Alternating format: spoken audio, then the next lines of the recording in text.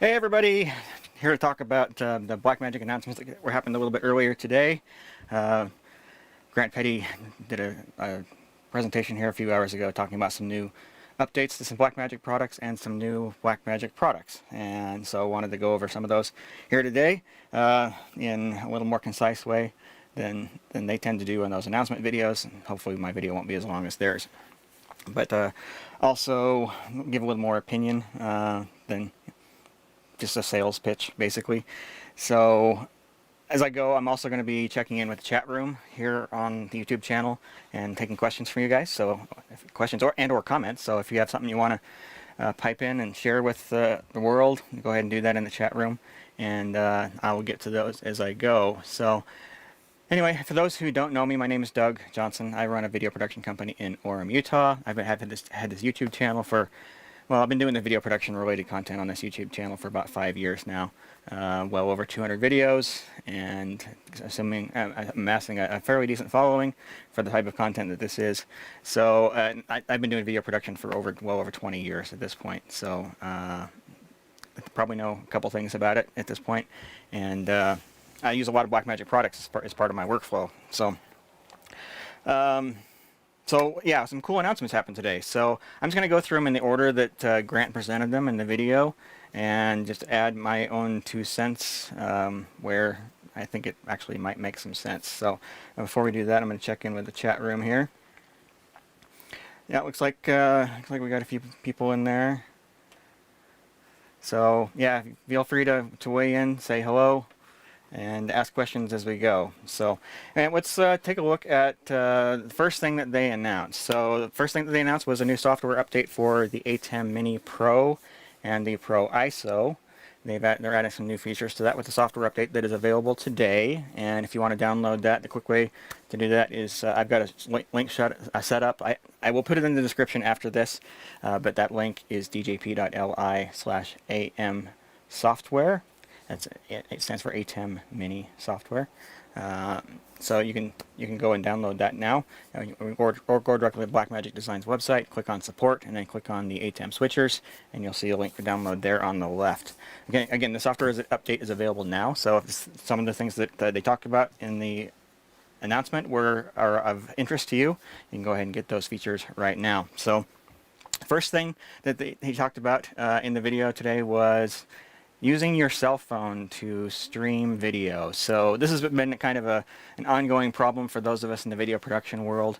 How do we safely get our stream video out to the internet when we don't necessarily know that our internet connection that we're using is going to be 100% reliable? So Blackmagic has added the feature that we can now use the USB port. This is an ATEM Mini, not a Pro, so this feature is not available. But you can use the USB port on here to send video over to your cell phone, and then use your cell phone's internet sharing hotspot feature, personal hotspot, whatever you want to call it, in order to get video out to the internet. So this is a new update. This is just now available. It should be clear that this is not a bonding solution. This is not a way to split the data over 2 separate internet connections. This is basically just there as an alternate internet connection. When you plug in the phone to USB, the device will switch over to using your phone and stop using Ethernet. So yeah, you're not getting the benefit of double the bandwidth. You're not getting the additional redundancy. And it's not a seamless switch either. So whenever you make the switch, there is a little bit of a glitch there. So I would recommend doing this only when your primary internet connection is down. I wouldn't leave this connected all the time, because if you do, it's going to use only your cell phone in order to do this. And as I mentioned in my video last week about the Teradek VidiU and the ShareLink service that they offer, this is, where was I going with that? So basically, it's a way to give you an alternate internet connection. It's not a way to give you a backup internet connection. So it's not going to be a seamless switch if you do have to make that change. So it's really there just as a backup. And of course, by plugging in the USB port to your cell phone, you're going to be able to use that USB port to control the ATEM Mini from your computer, or to be able to record video coming out of that port to a USB flash drive or hard drive. So just be aware of that. This is a nice addition in order to what I already had, but this is in no means going to compete with bonding solutions that are out there, like from LiveView with a LiveView Solo, or the Teradek with their share link service. So a nice addition, but not going to change the world, basically. So that is available in ATEM software version 8.6, which is now available today. It's only available on the Pro, ATEM Mini Pro, and ATEM Mini Pro ISO. The ATEM regular standard ATEM Mini, like I have here, does not have streaming capability, so that feature just does not apply. So anyway, if that's something that interests you, you might want to go check that out and get that download now today. So the next thing, they actually announced a brand new product in the ATEM Mini, actually two new products in the ATEM Mini product line, and that is the ATEM Mini Extreme. So let me scroll down to a little more, find some more information about the product here.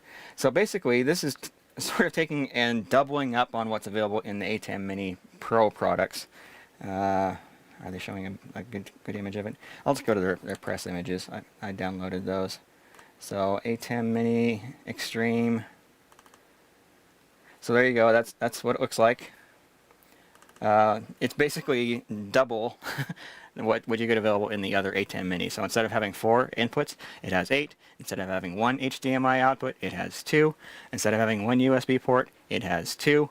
Instead of having 1 DVE, it has 2. And they've also added a bunch of other nifty things too. So let me go through some of the things that Grant mentioned as part of the announcement today. So 8 inputs, 8 HDMI inputs, all of which accept video up to 1080p at 60 frames per second. All of those inputs have scalers and frame rate converters, so it really doesn't matter what video format you're putting into the switcher. It will convert it to whatever video format you've set your switcher to use. So if my switcher was set to 1080p 30 and I plug in a laptop that's outputting 1080p 60, the device will down convert that to 1080p 30 for allowing you to switch it, just like the other ATEM Mini products do. That's not a new feature, but this is something that we have more inputs available to do this, because the ATEM Mini Extreme now has 8 inputs instead of the 4 that we've had with the other ATEM Mini products. So it has 2 HDMI outputs, and those are fully routable, so you can use one for your program and use one for your multi-view if you want to. So that's been a big omission, shortcoming of the ATEM Mini product line. The fact they only have 1 HDMI output, so you either had to choose whether you wanted the program output or you wanted to have multi-view on the Pro and Pro ISO. The regular ATEM Mini does not have the multi-view feature. So it's nice that you can do that. It allows you to select which video sources are output on those two. And they've actually got buttons on the front panel of the device. You look through over here, this section right here, you're able to choose which one of those outputs goes to, one of those video sources goes to the HDMI outputs on your device. So a little more flexible in terms of what you can do with it, having 2 outputs instead of just the 1. Having 2 USB outputs allows you to connect it both to a computer and to a USB recorder. If you want to record your video on an SSD, you can now do that by having 2 separate USB outputs. That's something that's new to the ATEM Mini line, and yeah, it's really cool being able to have that capability. It has the same dual microphone inputs that the older models have had, but they do add a headphone output. That way you have a way of monitoring your audio that's going out to your live stream. That's something we haven't had on the other ATEM Minis. Those of us who have used those have had to plug in a pair of headphones into a monitor, and we plug into an HDMI output or figure out some other means to get the audio out of the ATEM Mini products. So nice addition there with the headphone jack. They've also added more transition type buttons. So the previous models only had basically 6 buttons for selecting transition type. You've got more on this newer version. So this section right here, what's that? 12 different buttons. So 12 that you can select from the front panel instead of 6. All of these have the same transitions built into them. What they're doing here is they're just giving you buttons to access them a little bit more quickly from the front. I don't know how valuable that really is, because in reality, most of us that are doing video professionally, we really only use cross dissolves and cuts. We don't really do much with anything else. Maybe an occasional dip to a color, but for the most part, we don't use wipes and much else. So yeah, again, I don't know how much value that particular feature really has in reality. Actually, go to the next picture. Look at the back. So there you go. You can see the connections that are on the back. You've got your 8 HDMI inputs, 2 HDMI outputs, 2 USB connections, ATEM control, which is a USB, or sorry, an Ethernet port, power input, and then on the opposite side we've got headphone, mic in, and 2 microphone ins. I really hope that they've done a better job with the microphone inputs on this one, because the ATEM Minis in the past, the quality of the audio on those microphone inputs has not been very good. So I hope they've upgraded, but at the same time I'm fearful that they haven't. So if you need high quality audio, you probably will still have to go through one of the HDMI inputs in order to get that in there. So let's see what else. So nothing that they've added. Go back. Let's go to the better, higher resolution look at the front panel. They've added some dedicated macro buttons. So if you look right here, these 6 buttons right here, those are there to trigger up to 6 of your macros that you've programmed into your switcher. That can be very useful, especially as these features gain more and more features. It's nice to be able to trigger multiple actions at the same time. So all the ATEM switchers, including the original Mini, do have macro capability, and what they're doing here is just allowing you to trigger up to 6 of those macros from the front panel. That's a very nice addition. That's something that would have been really nice to have on all the other ones. But it's good to see that Blackmagic is listening to customer feedback and making some changes there in order to make this a better product. All right, so next thing worth mentioning, this now has 2 DVEs, 2 digital video effects units. So the previous one had 1, and it's kind of funny, all of the other Blackmagic switchers except for the Constellation only have 1. So now they've actually added the feature into one of their entry-level product line.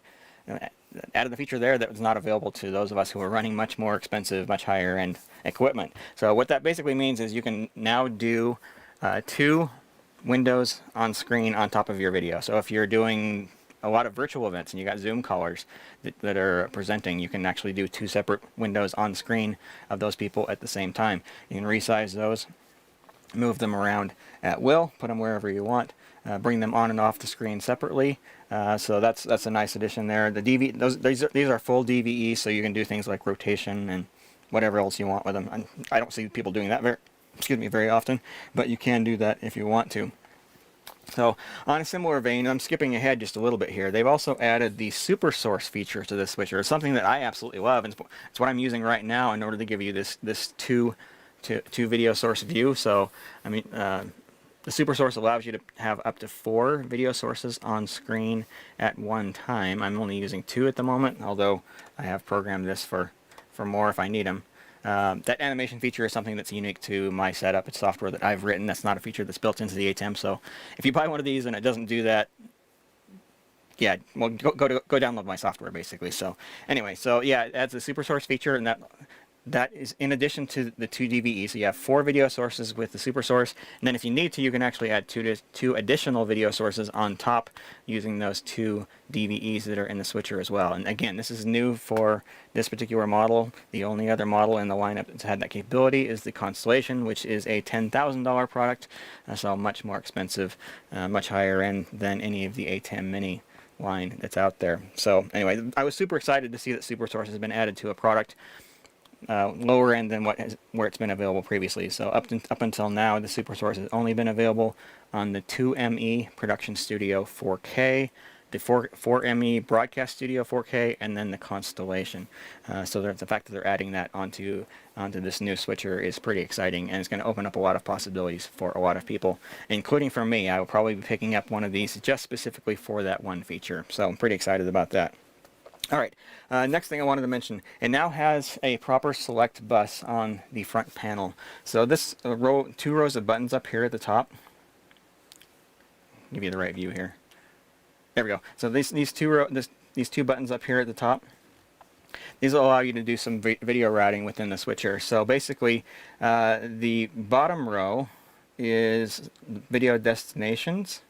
and then the top row is video sources. So you're able to very quickly reroute video internally within the switcher. Say, for example, you want to change the video source for downstream key 1. You'll press the downstream DSK1 button, and then you'll be able to press one of the buttons up top in order to select which video source is being sent to that DSK. So very nice addition for those of us who do a lot of overlays and other types of effects on our video. It's going to be very nice to be able to select that from the front panel instead of having to dive into the ATEM software. Again, the capabilities of doing those overlays is not new into the ATEM Mini line, but being able to set that up and configure it from the front panel of the device is new and something that's very exciting. So, okay, so next thing. Dedicated buttons for camera control. So if you look at this front panel and you look, and traditionally the ATEM has had mostly just, well, you got your camera selection buttons down here, your source selection buttons down here at the bottom, and then they've had a few buttons here for selecting audio sources and turning audio sources on and off, and that's been about it for each channel. But what they've added this time is camera control buttons, and so if you happen to be running Blackmagic camera that supports remote camera control, then you can actually control that from the front panel now. So we can control gain, focus, black level, shutter speed right from the front panel. So for example, if we want to change the focus on a camera, you click on the focus or press the focus button here, and then you can press these up down buttons in order to adjust the focus on that camera remotely. Again, this only works for Blackmagic cameras. It's really a feature that they've intended for their Pocket Cinema camera line, the 4K, 6K, and the new 6K Pro that they just announced today. I'll get to here in a bit. But that allows you from the front panel of the device in order to remotely control those cameras somewhat. You know, it's not all the features that are available, but it's a good start, and so you're able to make some adjustments there pretty easily. So, you know, if your exposure is set a little bit too dark, you can hit the gain button and then use the up arrow in order to change that. So nice little addition there. Okay, so next thing they demonstrated was a new upgraded multi-view. So the ATEM Mini Pro and the Pro ISO have had an 8 source / 2 preview program window multi-view output on them in the past. And with the ATEM Mini Extreme, they're allowing you to do some configuration. So any of the groups of 4 sources on screen can now be swapped out for a single source. So you can do, or vice versa, you can take one of the single source, like so for example the upper left quadrant, upper left quarter of the screen, you can now swap that out. Instead of showing preview, you can have that actually show 4 additional video sources there as well. So you get a little more flexibility with monitoring what's going on. So something that's important to keep in mind with these switchers is that even though the old view showed 8 sources at the bottom, these switchers have more than that internally, especially this new one with 8 camera inputs. So you have the 8 camera inputs, and then you've also got a bunch of internal sources as well. So you've got your media players, you've got your color generators, you've got downstream, upstream keys, and super source in this case as well. And so it's nice to be able to see what is selected for each one of those additional inputs as well. So having the ability to do up to 16 sources on a multi-view is actually going to be very welcome. It's going to be something that you probably want to take advantage of if you actually get one of these products. So a nice little upgrade there. Next thing they added, again, at the beginning of this video I mentioned that they kind of doubled everything that was in the original ATEM Minis, and they've done that with the media player as well. So the original ATEM Mini only had 1 media player, the new one has 2, and that media player is used for still pictures, still images, very often used as say lower thirds. You can use those, you can overlay those on top of the video.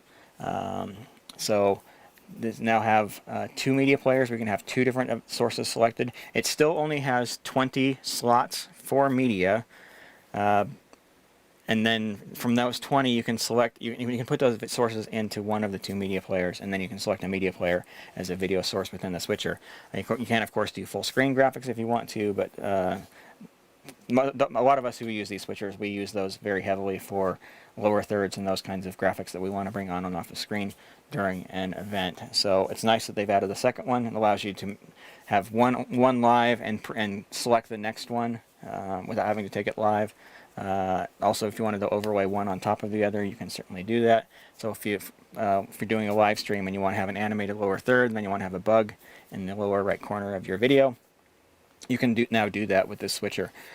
Speaking of which, somewhat related feature, they've upgraded the upstream keys in this device. It now supports 4 upstream keys, which is more than my much more expensive switcher actually has.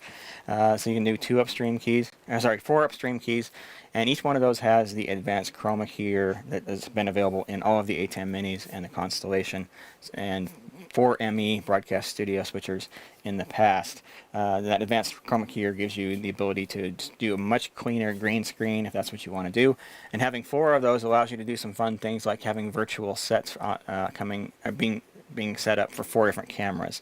So with only one in the past, you could only have one camera angle for a virtual set and do the green screen on that to key in your presenter on top of a virtual background or whatever. Having 4 gives you a lot more flexibility with that. And again, something that my 2ME production studio switcher does not have.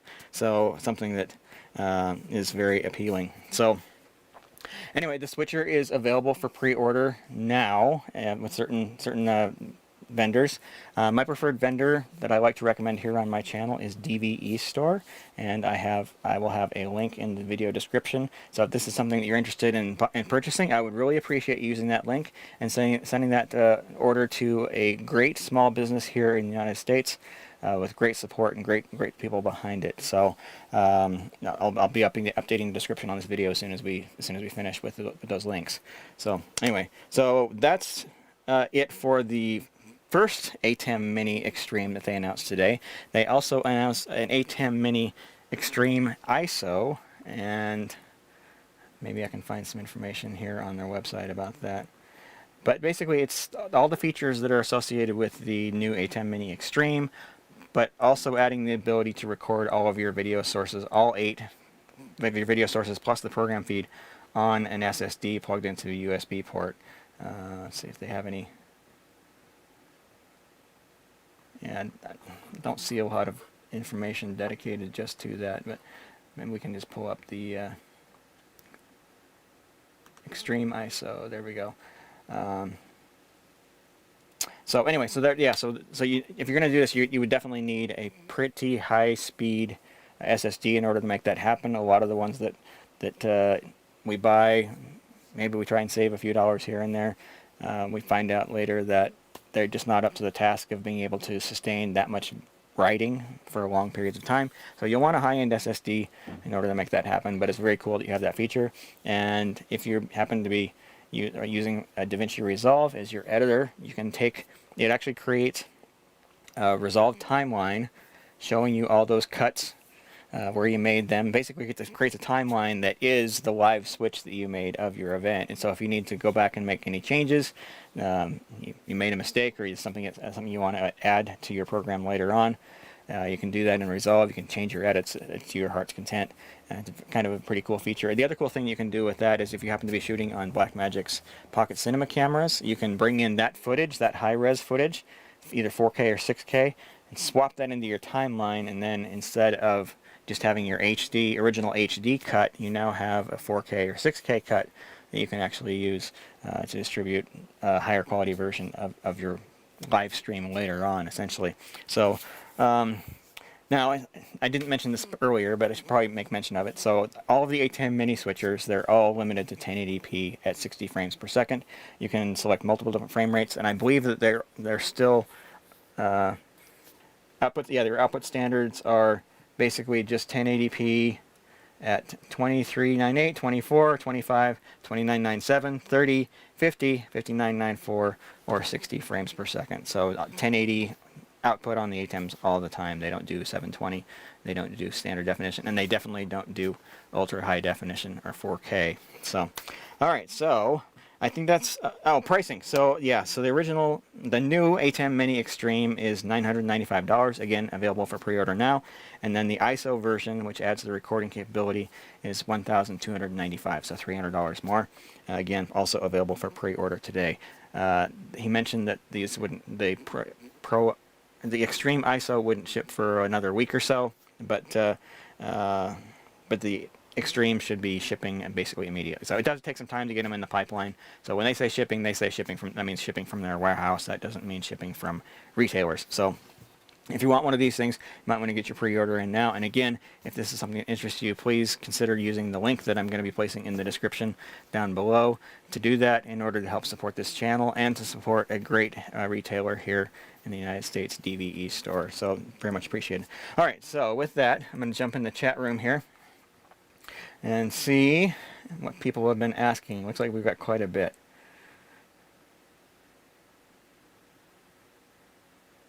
Okay, so yeah, you guys have been talking quite a bit.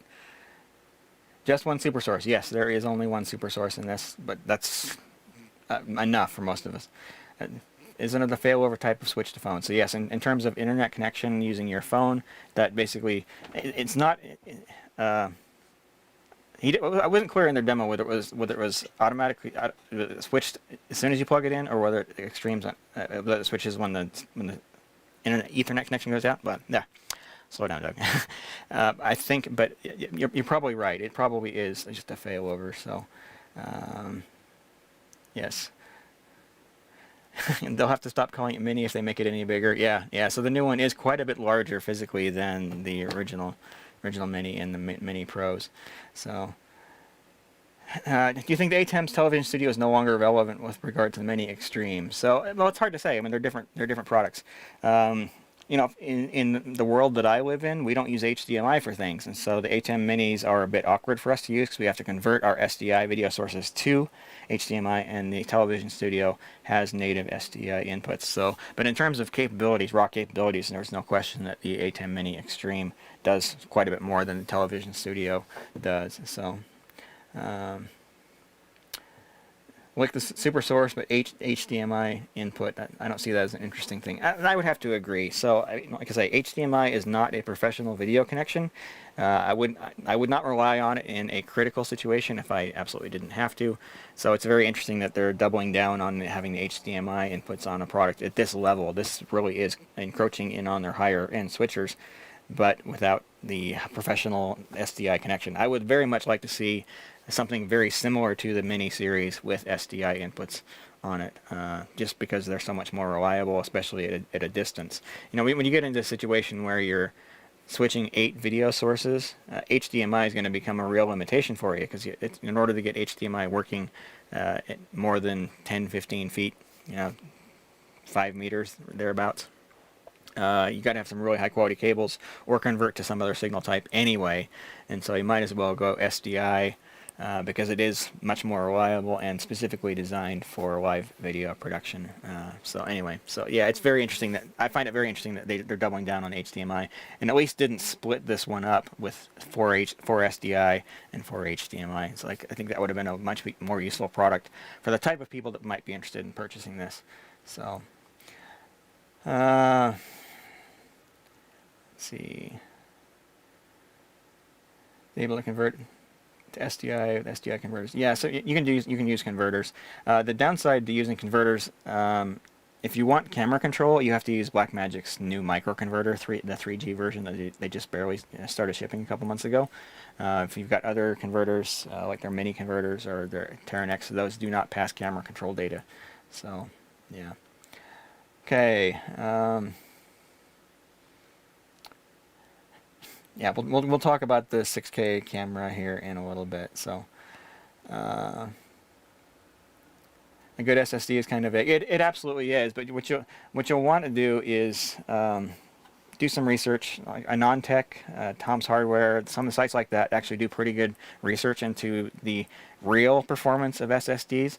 And so if you're looking for an SSD that's going to be capable of handling 8 camera recordings plus a program recording all at the same time, those would be some good resources in order to look up. He used the Samsung T7 in the demonstration, so that's one that we know can work. I suspect the T5 is probably fine as well. I don't know that for sure, so I don't have the hardware here to test. So. Have they announced an upgrade to the TV studio line? No, they have not. That product is not been updated in quite some time. We have to think that they're going to be going to be doing an update to the other products before too long, because at this point they're adding so many features to the Mini line that are not available in their other switchers, that those of us who have invested in the higher end stuff and continue to want to use the higher end stuff are getting a little jealous that these lower end products are able to do things that we're not.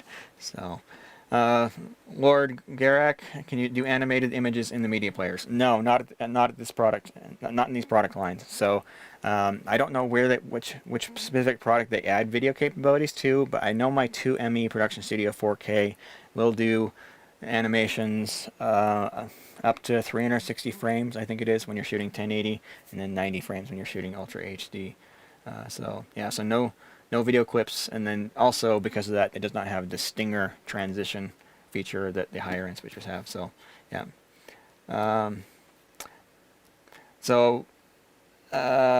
What else? So yeah, so we'll probably definitely, well, I wouldn't say definitely, we're very most likely going to see some updates to some of the other Blackmagic products here before too long. Some of them are getting a little bit long in the tooth, and like I say, lacking some very cool features that are available in the higher end products. So anyway, okay, so I'm going to move on from the ATEM Mini and talk about the next thing that they introduced, which is the new Blackmagic Web Presenter HD. So they announced the original Web Presenter, what was it, 4 years ago, something like that, as a device to be able to get video into a laptop so you can do video streaming or video conferencing and those kinds of things. Cool idea. Their implementation was kind of flawed. It was limited to 720p, and so a lot of us just didn't ever really take it that seriously. And also, you had to, even though the $495 price wasn't too bad, if you wanted to really be able to take advantage of a lot of things that it could do, you had to add the screen onto the front for another $85. And so when you get into that kind of price range, it makes a lot more sense to get a dedicated streaming device that can do 1080, and that's what most of us have done. So I've never purchased a web presenter myself. They were not that interesting to me, specifically because of that 720p limitation, and also the fact that you still have to have a computer to do the video encoding in order to get it out to YouTube or wherever you happen to be streaming. So again, something that was not that incredibly interesting, and there are much less expensive video capture devices that more or less do the same thing. These days you can go onto Amazon and pick one up for less than $20, quite literally less than $20, so you can do video capture. So anyway, so they've announced this new Web Presenter HD. This thing is basically a complete revamping of the idea of doing video streaming. So this one no longer requires a computer. It can actually stream directly.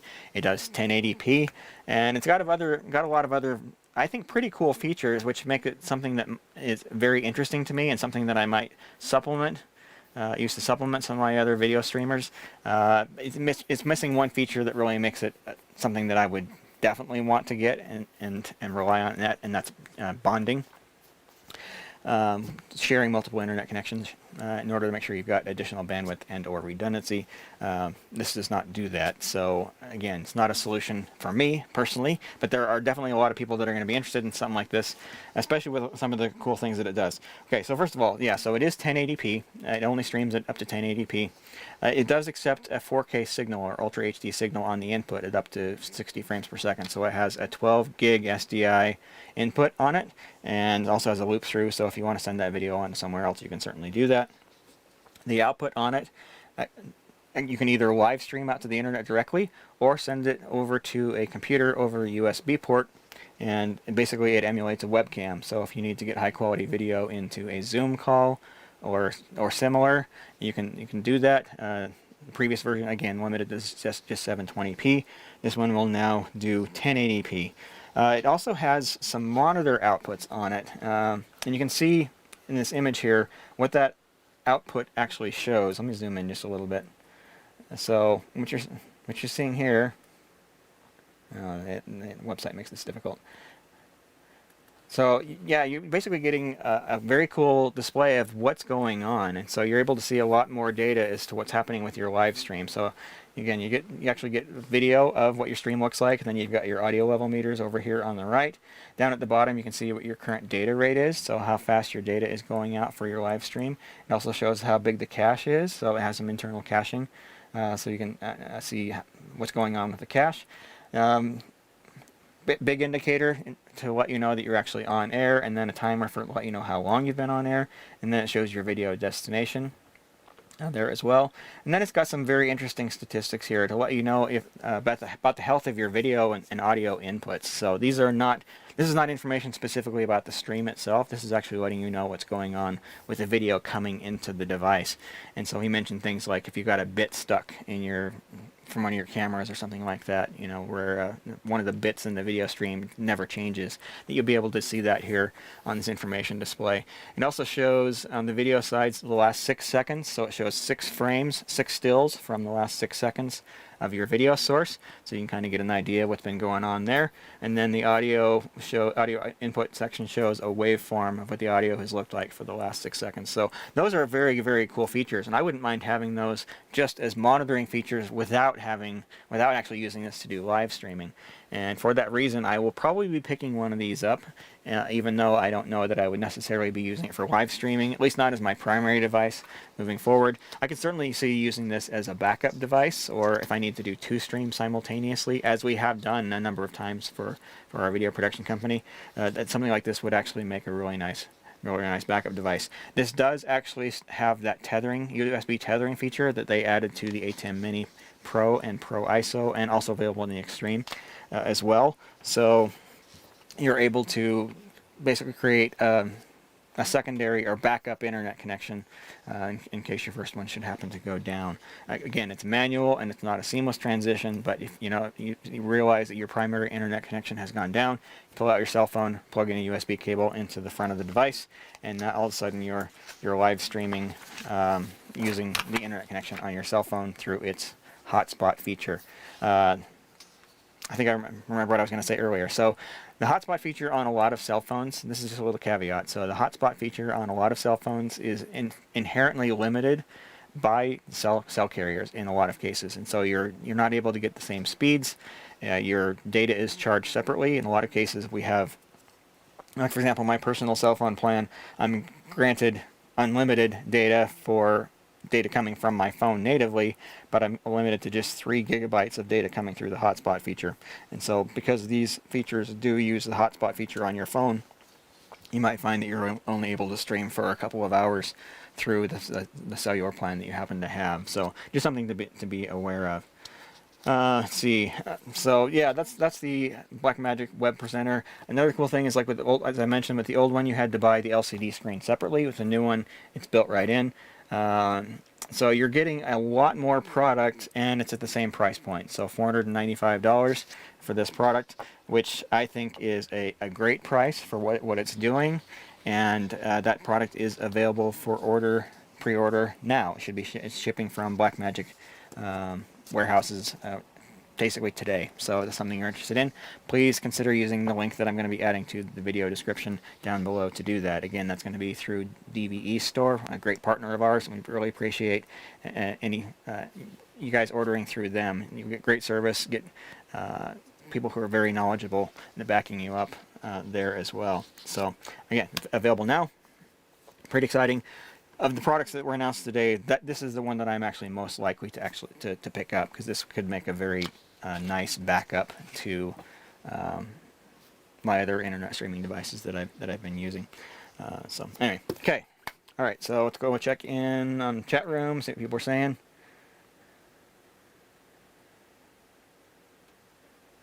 Okay, so I will back up a little bit. So we're going to be able to create some custom animations and layouts with the SuperSource the way you did for the 2ME.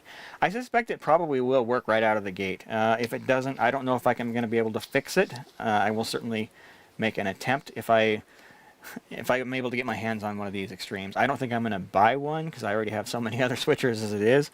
But if somebody would be willing to loan one to me, I'll definitely put in the time to see if I can make my software work with those. I suspect it probably will.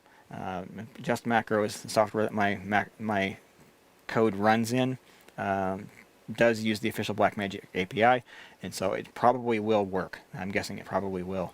And if it doesn't, the changes might be very, very minimal on my part in order to make that happen. If we find out, though, that it does require the newest Blackmagic API and Just Macros never gets updated for that, it might theoretically possible that we can't make it work. So anyway, okay.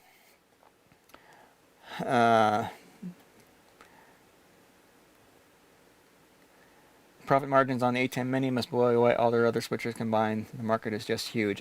I've heard unofficially from, well, not from people inside the company, but I've heard from people who might potentially know that their profit margin on the ATEM Mini software or ATEM Mini hardware is very, very low, and they're selling them not necessarily at a loss, but they're not really making any money on them. So their higher end products are definitely where they're making more of their income. So. All right. TV studios where the animation starts to be available. Okay, cool. Yeah. So I thought that the television studio didn't have animation capability. So anyway. Okay, you can both stream to the internet and into a computer at the same time. Yes, you can. Yeah. So having 2 USB ports allows you to. Well, with the ATEM Mini Pro, you'd been able to do that because you could do the streaming through the Ethernet and then the webcam or whatnot through the USB. So you've been able to do that at the same time. So I was hoping to get an ATEM Mini Pro 4K. 1080p is so old school. Yeah, but I think that's kind of part of the point of the ATEM Mini line, to keep it simple, keep it affordable. It's like jumping from 1080p up to 4K. It's not a doubling of the amount of processing power. It takes quadruple. It takes 4 times as much processing power in order to produce 4K video. So if we're hoping for 4K in a device, we're still at this point we're still looking at considerably faster, considerably more expensive hardware. So I wouldn't hold my breath for an affordable 4K video switcher just yet. We might see it in a year or two, but for right now, probably not going to happen. So, does HDMI to Cat5 converter work for quality? Yeah. So most of them. So most of them don't have any loss of quality. There are some that are based on IP, so TCP/IP, and those have to encode into H.264 or some other video codec, and there can be very significant loss in quality for those. So if you're going to be running an HDMI signal over a Cat5 or Cat6 cable, you probably want one of the ones that does not use IP, which ironically is the cheaper ones. So the less expensive ones are going to be better for getting high quality video over a longer cable. So big streaming services aren't letting us stream in 4K yet. Some are restricted to 720p still. Facebook. There's no good reason to add cost for functionality a lot of people couldn't use. That's true. And 4K streams are not normal. I am streaming in 4K here today, by the way, so if you guys are watching on a device that's capable of watching 4K, switch over to that stream and get the higher quality video compared to what the YouTube would normally serve. So I've been doing more 4K live streams here on the channel recently than in the past, but yeah, you get considerably higher quality. It also saves me from having to re-upload later, so the live stream actually becomes the final video that just stays up on the channel. Okay. Alright, YouTube does allow 4K streaming, as mentioned. That's what I'm doing right now. Alright, so take a look at the next product that they announced. So they announced an update, a new version of the 6K Pocket Cinema camera. So in the past, they announced the 4K Cinema camera, Pocket 4K, Pocket Cinema Camera 4K, and these names are all mouthfuls. They announced that several years ago, and then I think probably about 2 years ago they announced the Pocket Cinema K 6K, which has a Canon lens mount instead of the Micro Four Thirds that the other one had. And today they announced a new camera, the Pocket Cinema Camera 6K Pro. And so it's a higher end product than their previous 6K model. It's actually in a physically larger form factor. It is a physically bigger camera. So any accessories that you had, like cages or whatever for the old one, are not going to work with the new one because the camera is actually bigger. It does use the same sensor as the previous 6K version of the camera. So the imaging capabilities between the 6K and the 6K Pro are going to basically be the same. They also announced that they're using a new 5th generation color science in these cameras that came from the Ursa 12K that they announced last summer. So they're bringing some of that technology down to the 6K Pro, although at the same time they also announced firmware updates for the 4K and the 6K to also add that to them as well. So in terms of image quality, you're not getting any advantage with the new 6K Pro compared to the 6K that's been out for a while. with one exception. One of the new features that they've added to the new 6K Pro is a neutral density filter, and I don't know if I'll have any pictures of that. But they actually add a neutral density filter right within the camera, so you're able to. I don't think they announced the actual amount of how much it's cutting the light down by, how much cut it's getting, but those are built right in, so you have some dedicated buttons on the back in order to adjust those ND filters. And those are useful when you're shooting in bright light situations, such as shooting outside. And for example, if you want to be able to use a large aperture on your lens, you can turn on your ND filter to cut down the amount of light reaching the sensor. And that way you're not going to be blowing out your images. You actually have control over the amount of light coming in. It's nice to have that built in. Of course, other cameras, you have the option of adding it as a filter onto the front of your lens if you want that, but having it built into the camera is actually really nice. Okay, so what else? So the new one, let's go to my image directory here. So Pocket Cinema camera. So yeah, so again, as mentioned, it is physically larger than the previous ones. Not by a ton, but it is definitely bigger. So there's your buttons up there for for controlling the ND filter. The new version actually has a tilting screen on it. It's not a flip out screen. It doesn't flip around to let the person who you're shooting see what's going on. It's still just an LCD for the back, but now you can tilt it up or tilt it down. So if you've got the camera above or below your eyes, you'll be able to adjust the angle of that and see better what's going on.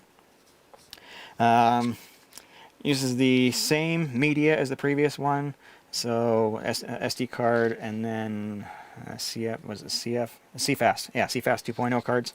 It supports both of those just as before. It adds a second XLR audio input, so you're able to record from 2 microphones now instead of just the one.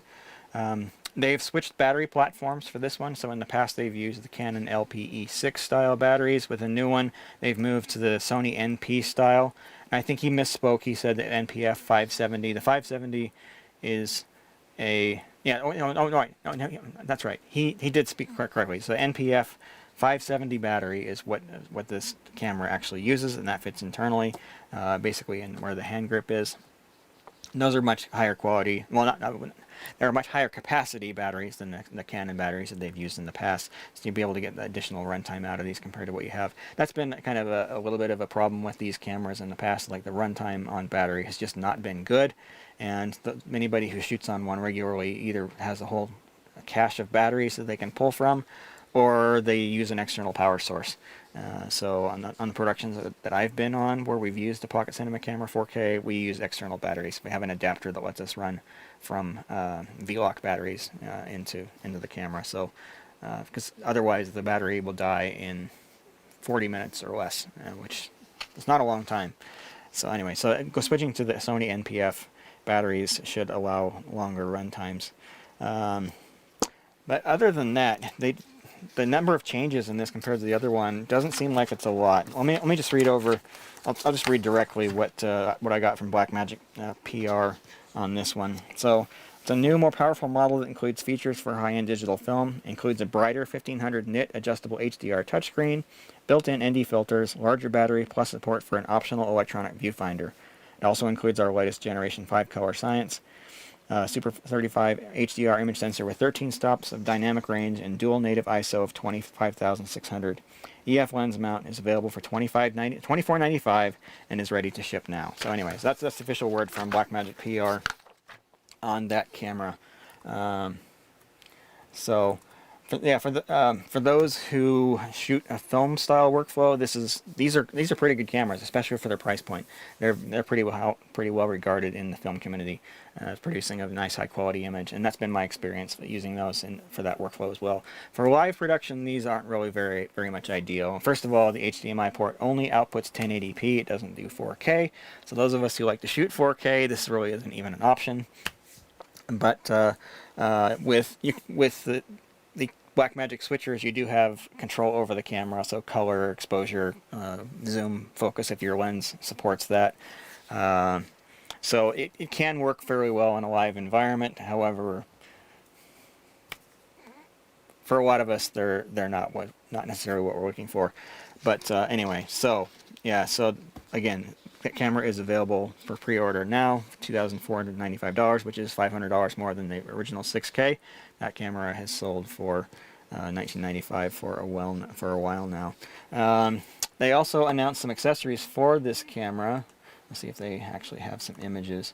So they've announced a new electronic viewfinder that they're talking about the ND filter. You can see the difference where the background here is blown out, and then with the ND filter you're able to get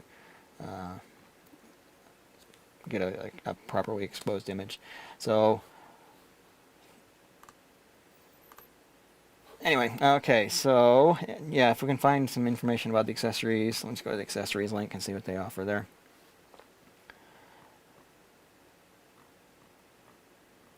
Optional viewfinder, and hopefully the image will come in here. So there's a viewfinder that attaches to the top. It actually screws in place and uses a hot shoe connection, basically. Essentially, it's a unique connection to Blackmagic. It's not something that you're going to be able to connect to with another vendor's camera or an EVF from another company. But yeah, it just attaches there with a screw on the top of the camera, and this only works on the 6K Pro. It does not work on the 4K or the 6K, the original versions.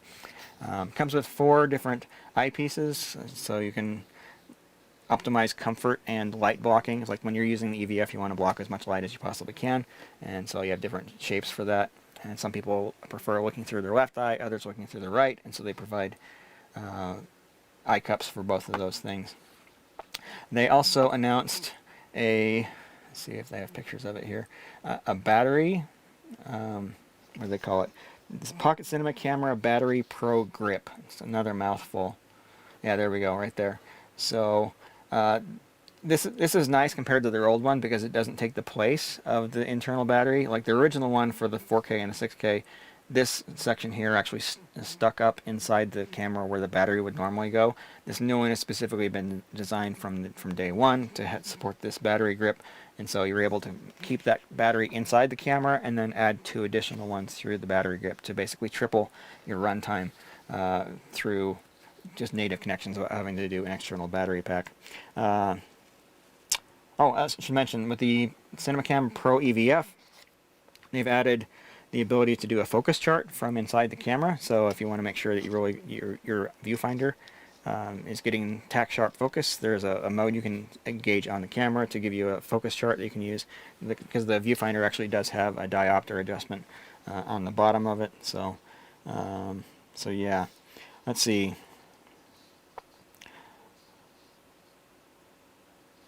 Anyway, for those who work in a cinema style workflow, so if you're shooting films, that kind of thing, this could actually be a fairly nice camera. Although for a lot of people, I'm not sure that the additional $500 on top of the 6K is necessarily going to be worthwhile, because the images coming out of the two is basically identical.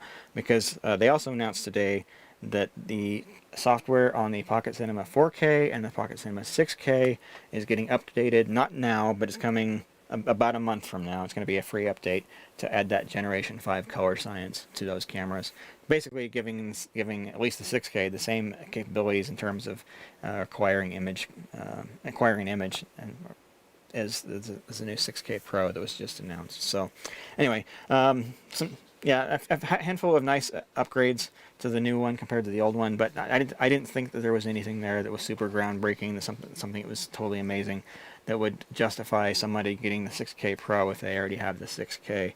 And in terms of a live workflow, no advantages there either, so no significant changes on that. So anyway, again, that camera is available for pre-order now, $2,495. The viewfinder is $495, also available for pre-order now, and the battery grip is $145, available for pre-order now as well. So that's all the announcements that they made today. Go ahead and jump into the chat room here and take some questions. Let's see.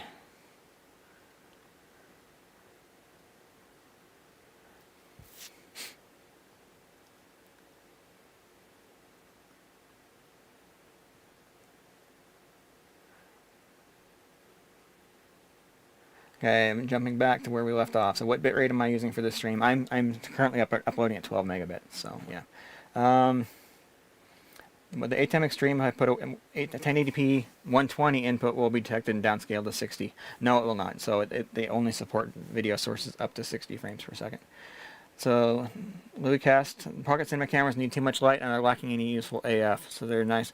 They're nice because of B-RAW, so and the ability to control via ATEM. But in the end, a good Sony is a better deal. My experience with the low light sensitivity on the Pocket Cinema cameras, the current 4K, 6K, is that it's fine. It's not amazing, but it's fine. So that has traditionally been a problem for Blackmagic in the past, and I think they've more or less moved on at this point, so they're able to do higher quality in low light than they've been able to do in the past. If you're doing cinematography, you don't use AF. If you're a videographer, you use AF, and Sony is a better deal. Yeah, Sony probably does do better with autofocus. So, but yeah, most people shooting movies are not doing autofocus anyway. So, all right.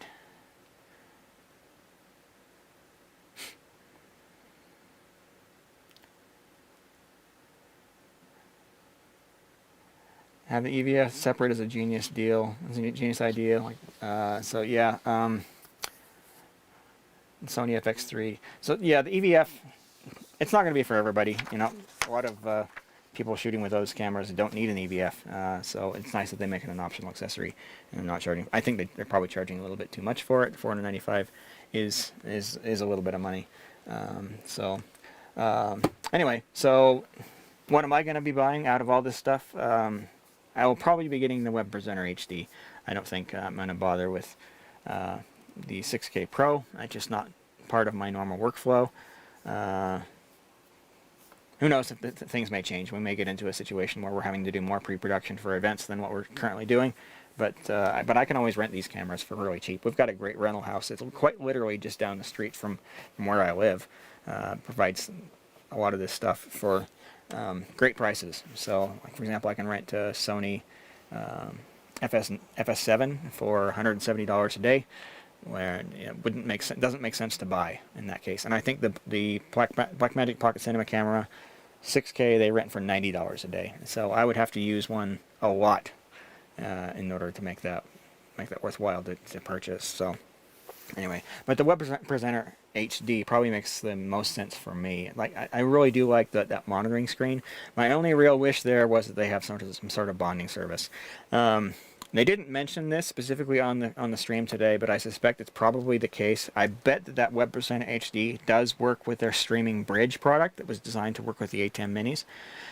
There's shared heritage going on there, so the Web Presenter HD is more or less just the streaming capabilities out of the ATEM Mini Pros.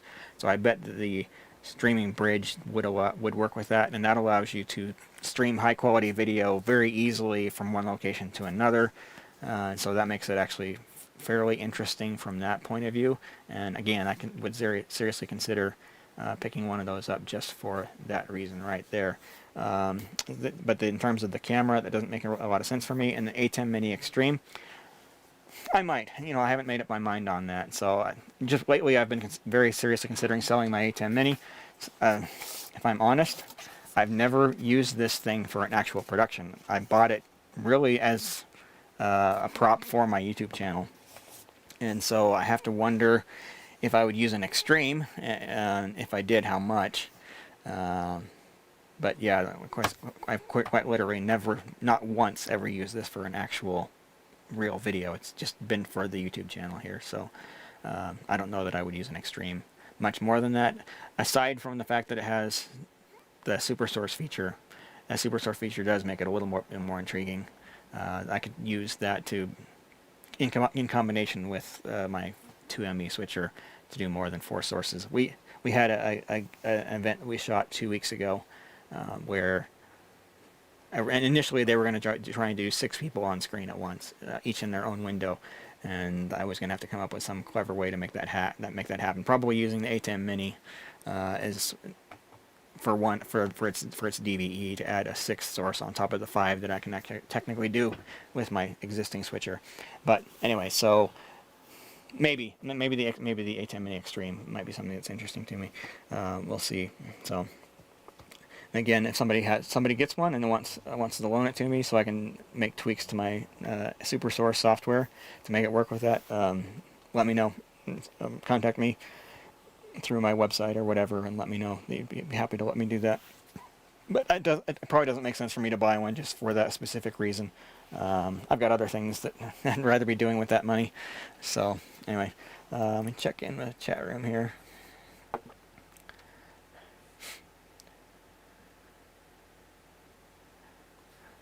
Okay.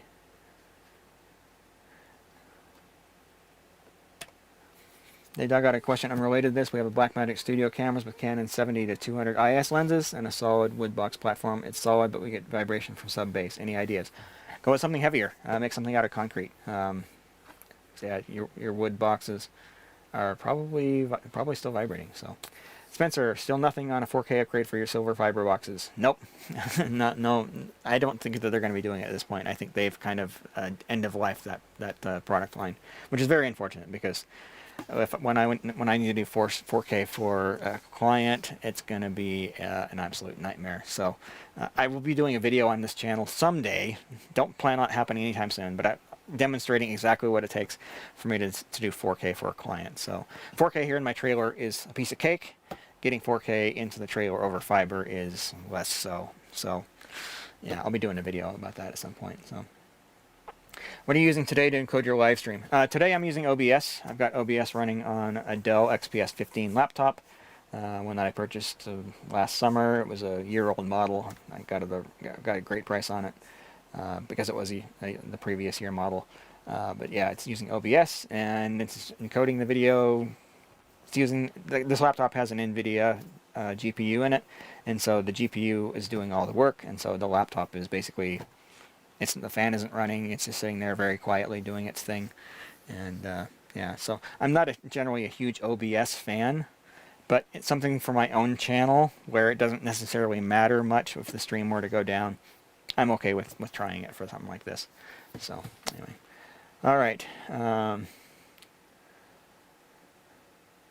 It's confirmed the new Web Presenter will work with Stream Bridge. Okay, cool. Yeah, so they didn't mention anything in this live stream about it today, and I didn't see anything on the website. I'm glad somebody was able to. So I'm glad somebody was able to actually confirm that. So, Marie, I believe an EVF is OLED, so costs more than your average LCD. Yeah, that's true, but there are a lot of products that have OLEDs that are considerably less expensive. So yeah. So. Caught up on questions, so if you guys have anything else you want to ask me, feel free to jump in there as well. So I want to keep the stream to, well, I was going to say an hour, but we're in an hour now. So let's go like another 10-15 minutes, and then we'll wrap it up. So if you guys have questions about anything related to video production, feel free to jump in and ask those in the chat, and I'll do my best to try and answer them. If you're asking a question about a piece of hardware that I have in my trailer, and I can very easily, quickly grab it, I'd be happy to do that as well. So.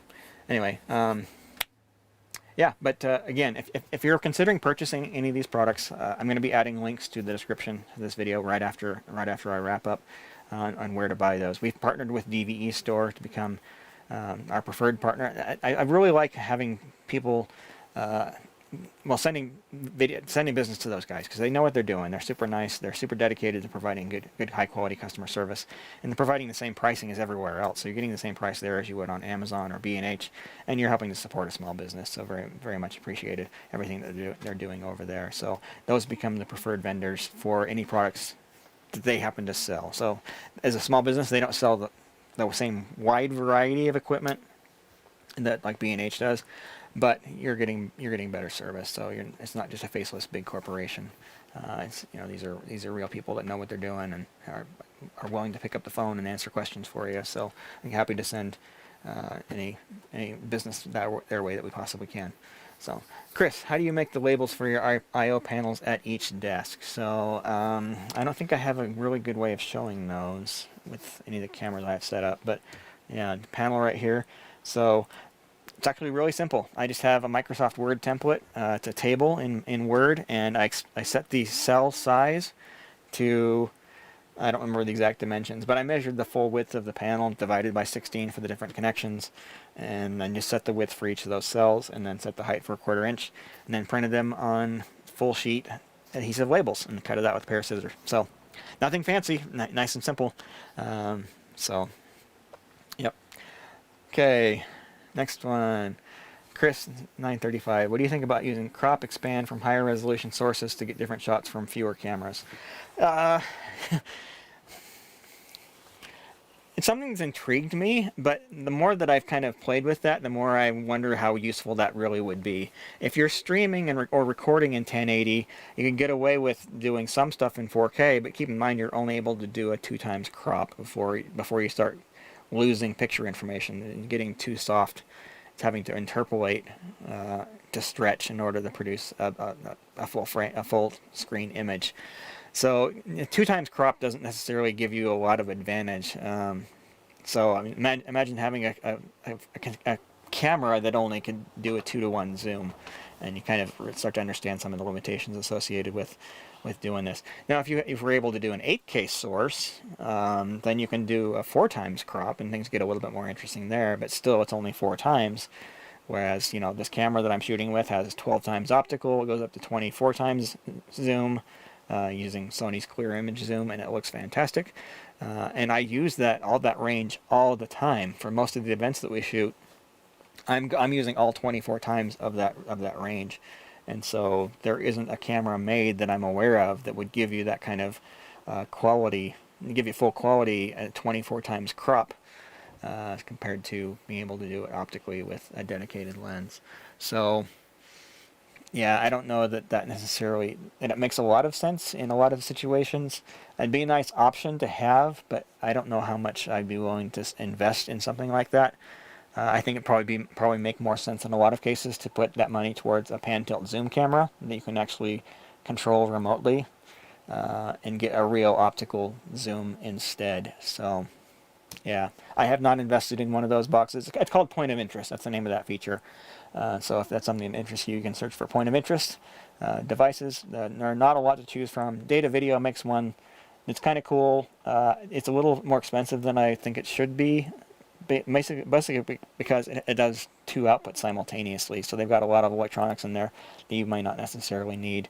But again, Data Video has one that you can actually look at, and it's not terrible, but more money than I'd be willing to put into it. So, all right. Recently purchased a BM Television Studio HD for a church installation with long SDI throws. Would you recommend I return that and purchase for the ATEM Extreme? If you're doing long cable runs, you're better off with the Television Studio HD, to be honest, unless you specifically need one of the new features that's available in the Extremes, such as the Super Source. Otherwise, the Television Studio is going to work just as well for the most part. Yeah, I mean, the Extreme has built-in streaming, so you'd have to come up with another solution if you're using Television Studio. But yeah, if you're doing long cable runs, you're best to stick with SDI if you possibly can. If you were to switch to the Extreme, you'd be doing converters. You'd be doing SDI to HDMI converters on all those inputs. And just like the more devices you have in your signal chain, the more likely there is to be problems and to have a failure. So I keep it simple. Keep it as simple as possible to eliminate as many points of failure as you possibly can. So, Alexander, it's a question I get every live stream. What's your opinion on NDI? I get this on every single live stream. So, my opinion on NDI is if you already have a switcher that supports it, sure, go ahead and use it, but I would not go out and invest in NDI equipment if you don't have a switcher that supports it. Just it has a lot of limitations that people who are trying to sell it aren't going to tell you about. It's hard to get more than about 4 sources on a network and have it be reliable. There's additional latency with NDI compared to non-NDI, so like SDI or HDMI or whatever. The switchers that use NDI tend to be software-based switchers, so they have at least at minimum, at least 2 additional frames of latency in input to output compared to hardware switchers. So if you're someone who's doing IMAG, so you're projecting a live image up on a projector, I wouldn't even consider a software-based switcher, because the latency, camera has a couple frames of latency, and then you're going through NDI, which essentially adds another frame of latency, and then you're going through a switcher that adds another 2, 3, 4 frames. You're 10 frames up as many as 10 frames out and going out to your projector, and the projector has additional latency as well. So you're talking as if you're shooting a low frame rate, 24 frames a second, you might be a half second. You might have a half second of delay between what's live and what's being shown on your projector. So going with a hardware switcher and using SDI eliminates at least half, and more like 3/4 of that delay. So it depends on what you're shooting. If you're live streaming, doesn't matter. You know, a few frames of delay to a live stream is never going to matter. Nobody's ever going to care about that. But in terms of doing IMAG or presenting to screens that are visible to an audience, I would not even seriously consider NDI at all. And also with that NDI HX, the low bandwidth version of it, I haven't personally used it, but I've talked to people who have, and they say it's basically garbage. So I wouldn't even consider NDI HX if video quality is something that's at all important to you at all. So, all right, is it possible to stream 1080p on Facebook without the up-level program? I don't know. I pretty much have stopped streaming to Facebook almost entirely. There aren't that many audiences on Facebook that aren't bigger elsewhere at this point. So I know there's a handful, but for the most part, you're going to find more viewers on other platforms, and you can certainly always link to a YouTube or Vimeo or whatever as part of a Facebook group. So yeah, that's what we've done. So I worked on a production. So a week ago today, actually, where we live streamed to Facebook, and limited to 720p. We couldn't do 1080. So even though we were producing in nice high quality 1080p, we couldn't get it out to our audience in that same level of quality. We had to soften it significantly by dropping it to 720p. So, all right. How do you match color for different cameras in a live production?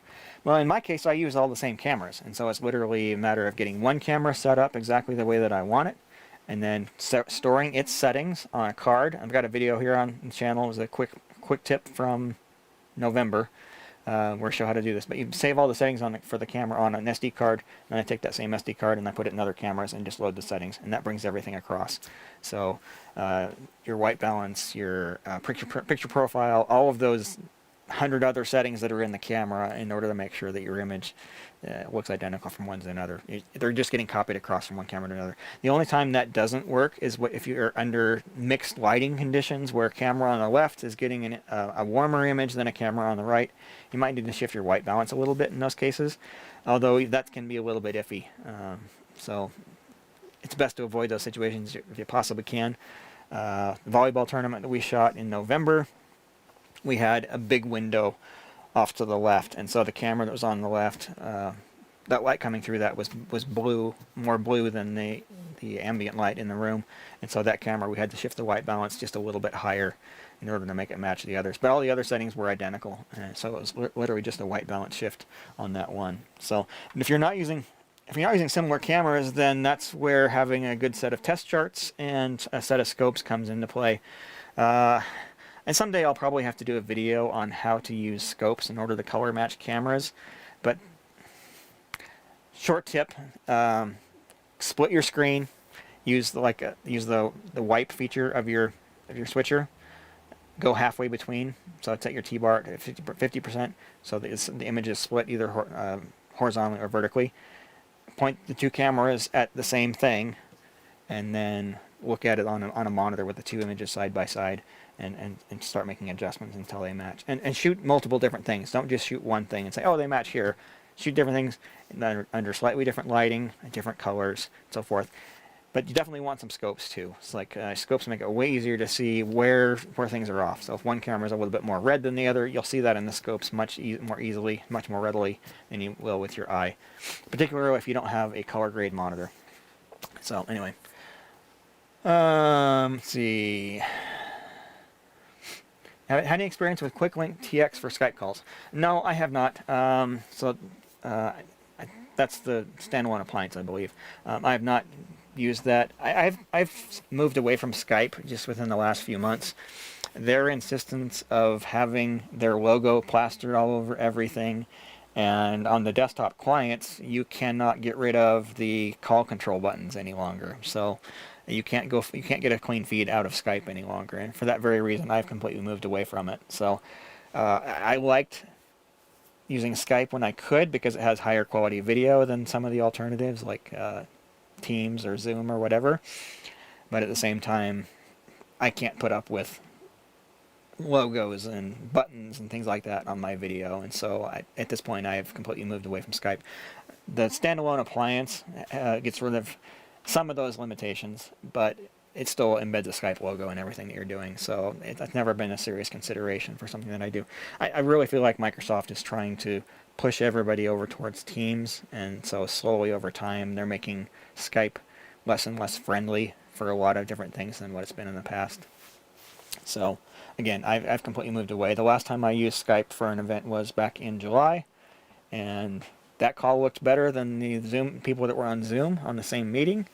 But since then, Microsoft has basically ruined Skype for live video production, so I have not used that for a long time. So, do you have a CAD drawing or some other documentation of the wiring in your production van, or is it just in your head? Let me grab a couple of things here.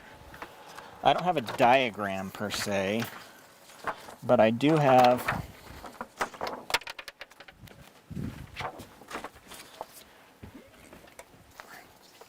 these sheets that are put up around the trailer showing what are on all the different connections. And these are laminated so they don't ever get dirty or damaged or whatever.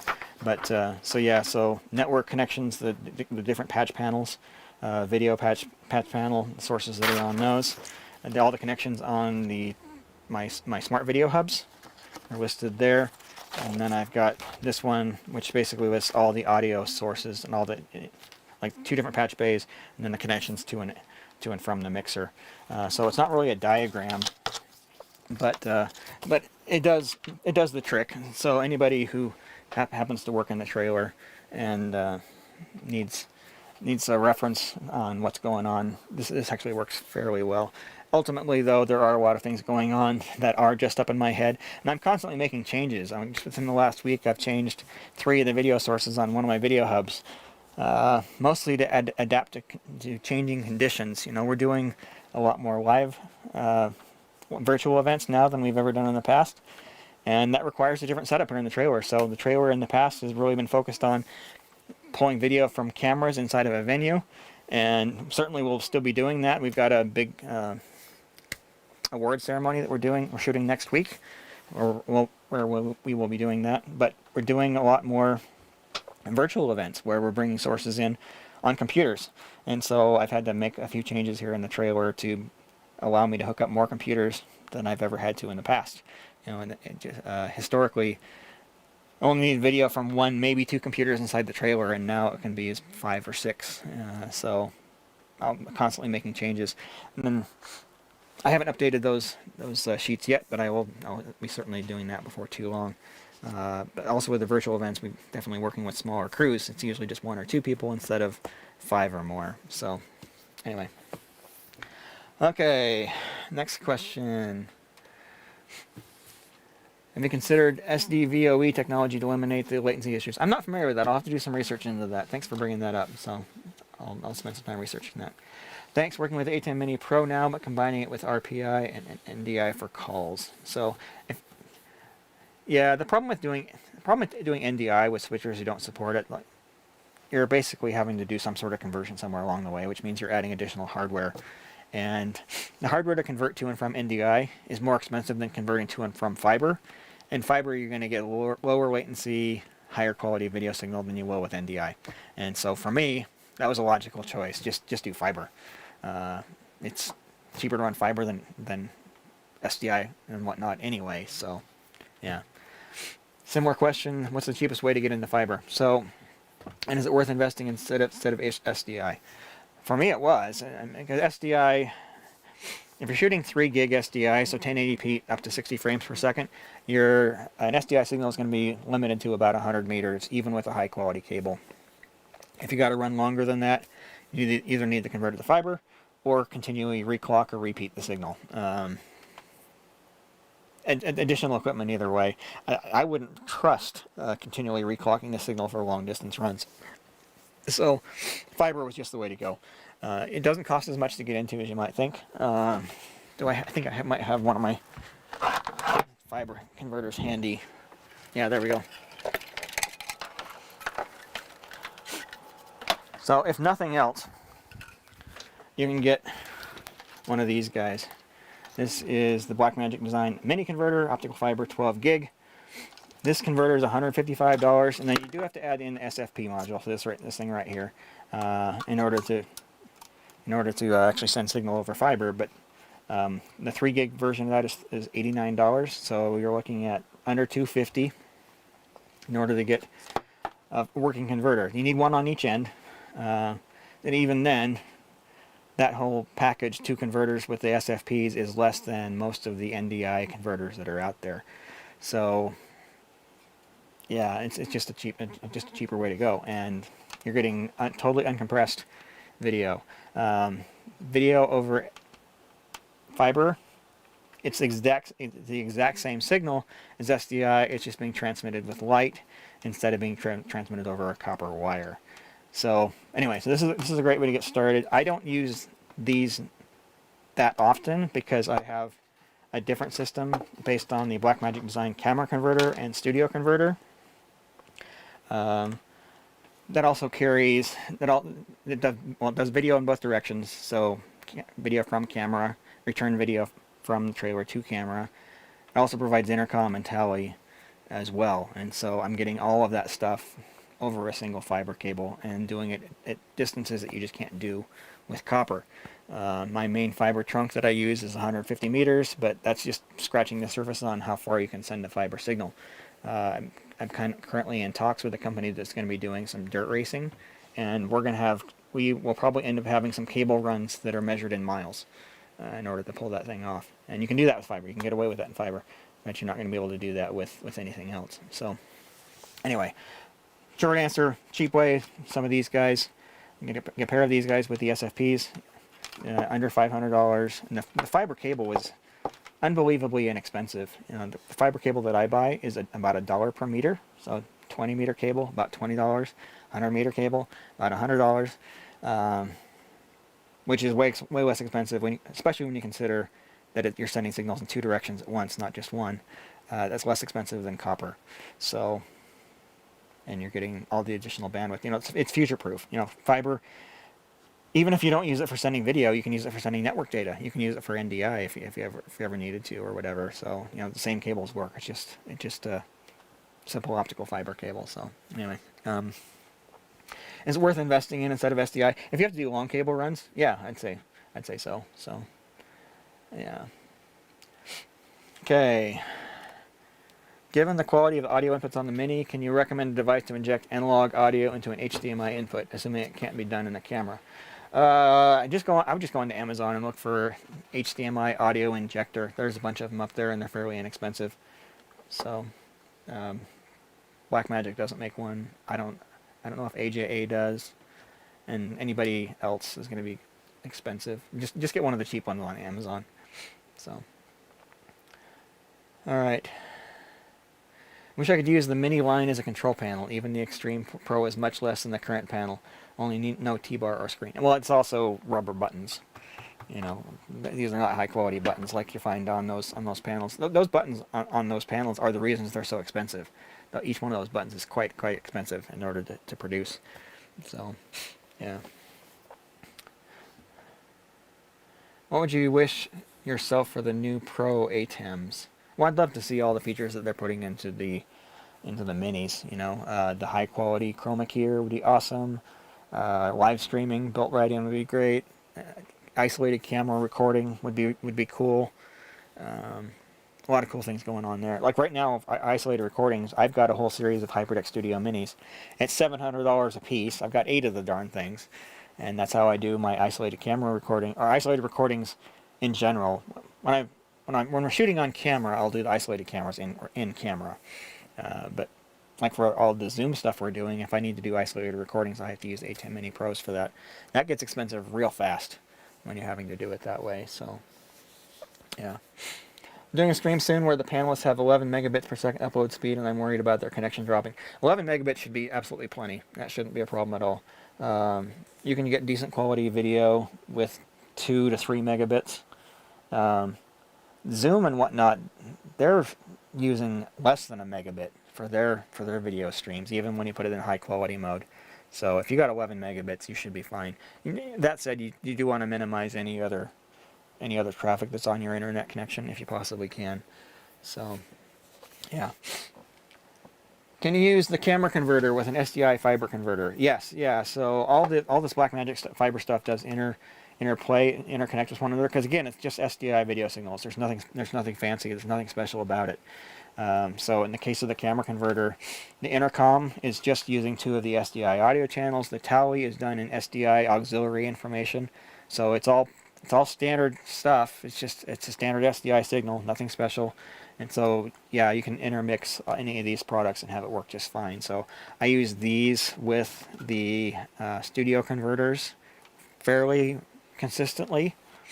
Like for example, if I need to put program feed on a client monitor, I'll take one of these guys, SDI output going to SDI to HDMI converter, and then plug that into a TV or whatever, and it all works just fine. So I mean, it's just an SDI signal. In fact, you don't have to use Blackmagic Design to work with that system. There are other companies producing compatible products as well.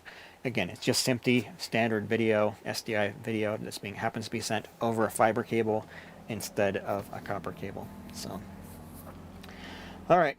Do you use any sort of tally light system, or do you do that via voice comms? Well, I'm looking into solutions. I've been in talks with a couple of manufacturers that make tally systems for the ATEM or other similar switchers, and I've had a couple of companies promise me that they'll give me some products on loan for testing.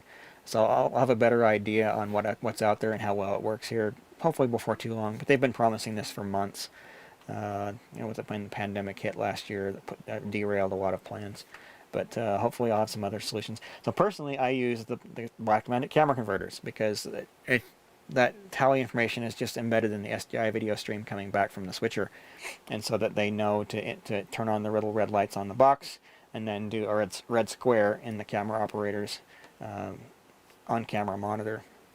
And that's the way I handle it. But we also make sure that the technical director is calling their shots too. So, and they have an audible and visual clue as to when they happen to be live. So I'm really doing both. So,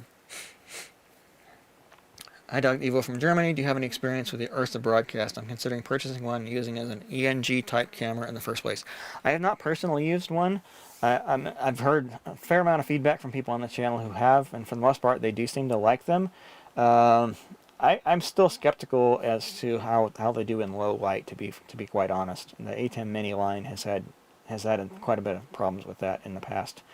And the Ursa broadcast they didn't really do anything revolutionary there compared to their other cameras. It really is just the same as their other cameras in their lineup, with a slightly different sensor and tweaked firmware in order to provide some of those broadcast related features. So, but again, I haven't personally used it, so if anybody else watching the channel has used that camera and would like to chime in, that'd be great. That'd be a great question to put on the Discord server. So, so if that's something you want to pursue a little bit further, you can pull that up on the Discord server. So djp.li/discord is the shortcut URL to get there. And we've got a pretty good community there going on. So we've got well over 300 people that have signed up on there, and so. Yeah. Okay, what's your wish list for a new camera studio fiber converter besides 4K? That's really essentially about it. I'm pretty happy with them as is. It might be nice to have multiple return video feeds, but that's certainly not essential. One return video feed is plenty for pretty much everything that we do. I'm sure some people who use cameras, use the Genlock feature on their cameras, would love to have Genlock come over the fiber as well. I'm not sure exactly how that would necessarily work into a standard SDI video stream. I'm sure they can come up with some way to make it work. But yeah, the biggest thing for me would be the 4K support. So my cameras support 4K, my trailer supports 4K. The only thing holding me back from live streaming and doing all my production in 4K is the fact that those camera converter products don't. It's especially frustrating because the studio converter product on the other end does do 4K. And so, when I need 4K in and out of the trailer, I can use boxes like this to get it, but the camera converters that I'm using don't do it. So, yeah, I would really love for Blackmagic to update that product with a version that supports 4K. And I've tried it. I've tried it just to make sure it doesn't work, and it doesn't. These, on the other hand, the 3 gig SDI versions, I have tested that with 6 gig, and it does work somewhat. So, in a pinch, you could use it maybe periodically with shorter runs or whatever. But in the case of the camera converter, it absolutely does not, period, work with 4K signals at all. So I've tested it. I spent a fair amount of time testing it just to be sure. So why don't you use ATEM Advanced Panel 124ME? Well, one's cost. You know, the 1ME panel just does not have enough functionality for me. I almost always, for productions, have more than 10 video sources going on, the computers and all the different cameras, and you know, we very often will set up PTZ cameras in addition to the ones that have operators, and then very often have at least a handful of wide static shots. So yeah, it's quite normal for me to have just eight cameras coming in, plus any additional sources, computer sources, or video playback or whatever. So having to shift between different banks is not acceptable to me. Again, because very often I am using more than 10 video sources. I've not gotten the 2ME because of cost. The older version historically was $15,000. I can buy a lot of other gear that would make more of a difference in my productions than that. The newer version, $6,000, is closer to affordable, but at the same time, there's an awful lot of gear that I can buy for $6,000 that would have a much more noticeable upgrade in the quality of the productions that we're doing than switching to that. But the other one, it's lack of flexibility. And as you guys have seen, I do a lot of custom stuff, you know, like being able to do these transitions like this. That's something you're not going to get out of one of those panels. So that's not something you can very easily program into macros. I mean, if you know you're always going to be transitioning from this layout to this layout, you could theoretically, and then I forget the name of the guy who did it, but he's pre-programmed some of these things. He's produced software that pre-programs some of these things, makes that available. But it's all canned, you know. So if you want to transition from this shot to this shot, you have to have a macro specifically for that. With this one, I can transition between any combination of shots, and the software that I've got will automatically figure out how to make that happen. And so that's a big advantage that I've got with the stuff that I'm doing compared to any of the other solutions that are out there. And all those panels don't have any way of doing that. So I feel boxed in and not capable of doing a lot of the stuff that I want to do by going with a solution like that. Now I can certainly do both. You know, I could have the 2ME panel, and then some of these guys, you know, X keys controllers as well. But at the same time, you're starting to get to the point where the amount of equipment on the desk is just becoming overwhelming, and you don't have room for all the things that you need. So I have elected to go, at least for now, with an X keys 128. And then I have an X keys 80 key sitting right next to it. And that 208 key combination provides me a lot of what I need. And the rest of it I'm getting through BitFocus Companion and a Stream Deck XL. So anyway, I understand why people desire those products, and I would certainly never criticize anybody for buying one. But at the same time, they don't necessarily work for my workflow and the way that I happen to work, at least without making some significant changes in the workflow that I've got in place. So, what head mic am I using? So this, again, another question I get every single live stream. This is an AKG C111 LP. It's plugged into my AKG PT470 transmitter, going into SR470 from AKG. I go back and watch my video on why I've selected AKG. I think they produce some of the best sounding mics in the wireless space for a great price. This microphone is $100.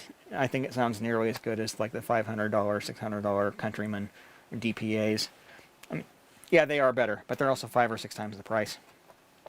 And I don't feel bad if one of these gets damaged, but I would be very disheartened if I had a Countryman and it was to get broken. So anyway, I've got a whole pile of these things, and I have had events where one's gotten destroyed before, and $100 is not so bad. So anyway, but yeah, I've been pretty happy with these things. So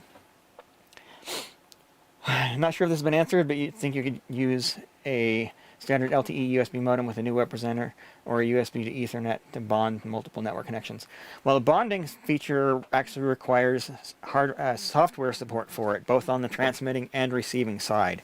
So if a streaming device doesn't support bonding, adding bonding to it is next to impossible. I'm sure there's some way you could hack something together, especially a Linux box somewhere, but in order for bonding to work, you really need to have the source and destination devices support it. So YouTube doesn't support it. The web presenter does not support it. So if you wanted to add bonding, you'd have to put something in front of both sides. And at that point, you're getting pretty complicated. And again, the software has not been designed for it. So you can run into issues with additional latency, because bonding does add a significant amount of latency to your stream. So if the streaming setup you've got is not capable of handling that additional latency, it may not even work at all. So not very much not ideal. So, but in terms of the USB LTE modem, no, it's not going to support that. So yeah, device again has to specifically support that. USB-C to Ethernet, nope, not going to work. Okay, Jacob, what do you use for video playback? I did 2 videos about that here on the channel a few months back. Short answer, Adobe Premiere or playback through HyperDeck Studio Mini, one of the two. But go back and watch those other videos because I explain why and I show how in both cases. So, Bjorn, per the Blackmagic website, the Web Presenter HD will switch between Ethernet and tethered phone automatically. It will also stream to the streaming bridge. Okay, yeah, so it's good we got confirmation on the streaming bridge. The impression I got from the demonstration today was that once you plug in a phone, it automatically switches to that phone's connection. It doesn't use the Ethernet. It disconnects the Ethernet, basically, for the live stream. So, yeah. So again, it's not bonding. It's not giving you redundancy. It's an alternate way of connecting. So it gives you a way of switching to a different connection without having to figure out a way to get Ethernet out of your phone, basically. So, yeah. So thanks. It sounds like a $500 a year Sennheiser head mic. So, yeah. A talent destroyed in December. Yep. Aiden, can you please show me the switcher you use in production work? So I can pull that up on the Blackmagic website. So I'm using the... Sorry, need to make some room here. So I use the Blackmagic ATEM 2ME Production Studio 4K. So pull up. I don't have a roving camera, so I can't walk you over to where it's located. It's on the opposite end of the trailer from where I'm sitting, but it's this one right here. And that's the 4ME. Not in that shot either. But it's a 2 mixed effects engine, so I can basically produce 2 programs simultaneously in 4K. It's also their lowest end model until today that has the super source feature, which allows me to do these kind of cool, fun animations. So anyway, yeah, maybe I'll have to go to the tech specs in order to get a better image of it. So 2ME Production Studio 4K. So this is the one that I've got. This is the switcher I've been using for, well, since before I got the trailer. So I'm probably at 4 years with this switcher now. And I worked my way up to this one. You know, the first one I bought was this original Production Studio 4K, and then I got the 1ME Production Studio 4K, and then I switched that out for the 2ME Production Studio 4K. And I think that was just a little less than 4 years ago when I made that switch. So I think it was like May of 2017 when I upgraded. So, and I haven't looked back. This switcher has worked great for me. I've been very, very happy with it. It hasn't really shown much by the way of limitations for the way that I work, other than a couple weeks ago where I had a job where we were going to have to do 6 people on screen at once. Ultimately, they decided to back off on that, so it ended up not being an issue. But anyway, so yeah, this is the switcher that I currently use, and sitting in the back of the trailer about 10 feet from where I'm currently sitting. So I also have, where is it? It's not on this page. It must be listed separately. I also have a Television Studio HD. Where is it? Yeah, there we go. Yeah, so I have the rack mount version of this, and I don't use that a ton, but I use it more than I thought I would. I bought it kind of, there's a small one here, I bought it kind of on a whim, honestly, 2 years ago. I thought, well, it might be nice to have one. It might be nice to be able to show it on my YouTube channel and talk about it. And I really honestly didn't think I was going to use it, but I've used it more than I thought I would. So there's a lot of events where it's not practical to bring the entire trailer, or we don't have enough staff. Because like bringing the trailer, I have to have it. Generally, have to have one more person than we would without it. And so the events where there's just no budget to have an additional person on staff, the trailer doesn't necessarily always make sense.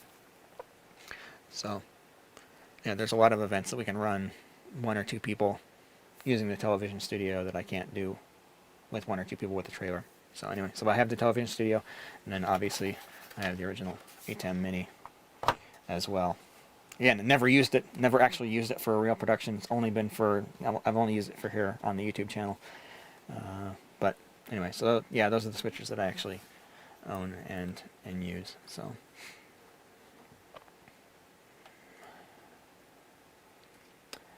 all right, yeah, so okay, we're gonna be approaching 2 hours here before too long, so probably ought to start wrapping up. But anyway, so yeah, that's kind of the summary of what Blackmagic announced today. Some cool stuff.